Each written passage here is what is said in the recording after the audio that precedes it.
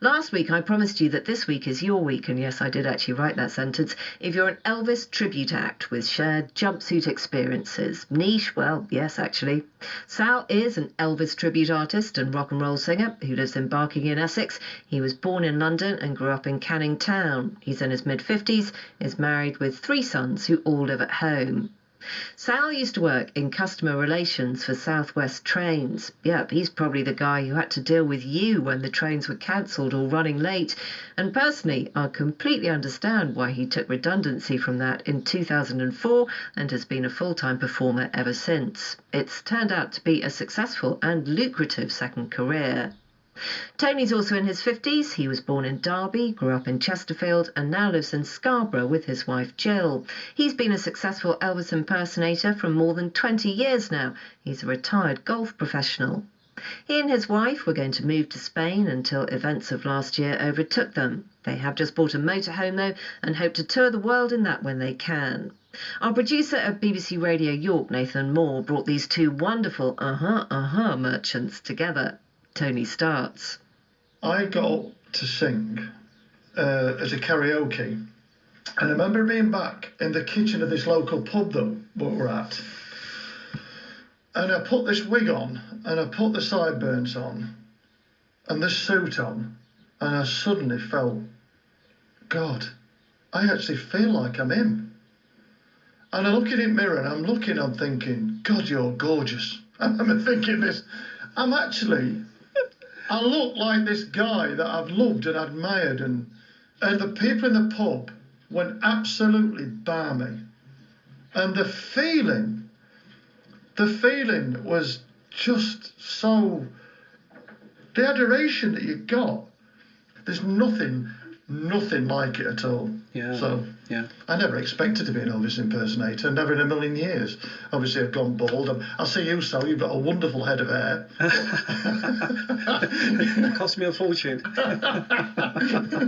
We look a lot more like Elvis than I do. But it's funny you put that wig on, and when I put my wig on and my sideburns, and I'm sure you're the same. The passion and the emotion. It is, yeah. It's that's different to other things. But if you're a Rod Stewart impersonator, or you can tell how somebody sings a song when they believe it, and feel it, and that's what I love about it. I was born and brought up in Canning Town. My parents came over from Pakistan in 61, 62, and we lived opposite a pub, and this pub was playing quite different music from what I was listening to as a child. My parents obviously playing Hindi and Punjabi music, but this stuff coming from the jukebox really appealed to me. It kind of made me sit up and listen. It had some fantastic rhythms to it, and I got my early influences from rock and roll music, and later on I found out that the music I was listening to was Gene Vincent, Ricky Nelson, Beatles, Buddy Holly, and of course the king of rock and roll, Elvis Presley. And it was Elvis that I admired the most out of all of them, because he had the full package. You could sing rockabilly, hillybilly, silly billy. The guy could sing pop, jazz with such conviction.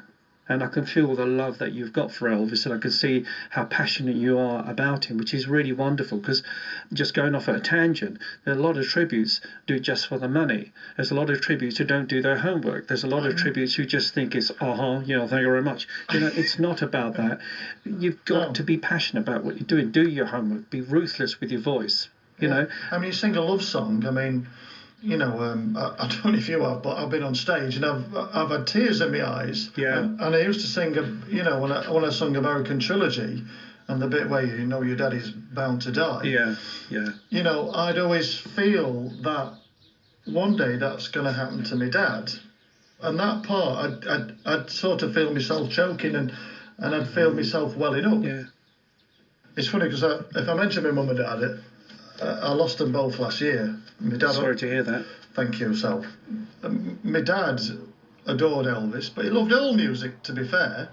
And I'm an only child, and I'd just been in my bedroom just listening to Elvis music as a young child. And I just used to always sing along and mimic like you do when you're a child. And Tony, listening to you just brought back some memories as well, because unfortunately I lost my mum last year as well.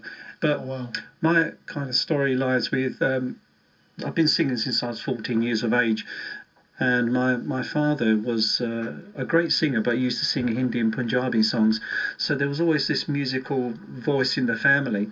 And I remember that I was very, very keen on going to one of these karaokes. That's how most of us got started. There was a karaoke place just up the road to me in Stratford. Stratford, East London, not Stratford upon Avon.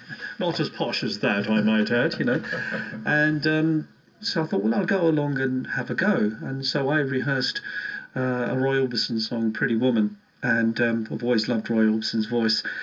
So I didn't realise when I got to the karaoke that the words were on the screen. So I learnt it off by heart because I didn't know what really a karaoke was. I just thought it was someone went along and sung.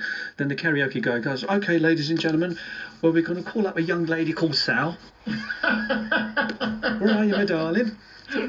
But then, see, I learnt my art and craft and served my apprenticeship in the working men's clubs and the spit and sawdust places of East London. Brilliant. And these venues weren't frequented by people of my culture unless you was asking, someone if they've ordered a minicab. And a lot of these venues would openly sell newspapers by the then National Front and other far-right extremist magazines openly in front of me. And I'd be singing up on stage. So I faced a lot of racism. I faced a lot of backlash just because of, the colour of my skin, nothing to do with my talent. And to deal with that on a regular, consistent basis was really heartbreaking at the time. But what you don't do is you become embittered by the experience because you know that good times are going to be ahead. So sometimes you have to suffer for your art and craft.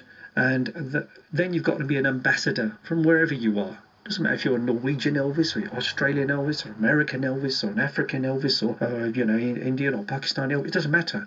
It's not a label I put on people. You're an Elvis tribute artist or you're a rock and roll singer, and that's how it should be. It's just a generic term that we use for performers, and again, it's absolutely brilliant when you see people dress up differently and see the different tastes and the different interpretations of Elvis being on stage. Yeah. And my stage show has always been centred around the non-jumpsuit stuff. But I've seen a lot of my friends wear them and they look fantastic. And they're very expensive as well, which is not the reason why I haven't got one. But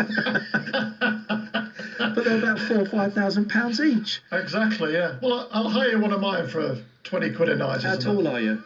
5'10" and a half. Same height as me. I'll borrow it. I'll let you borrow my hair. Yeah, I'll borrow your hair. Is that a natural colour then, or do you colour it? It's dyed. Come on, big. It's dyed. Every couple of weeks now. Tony and Sal.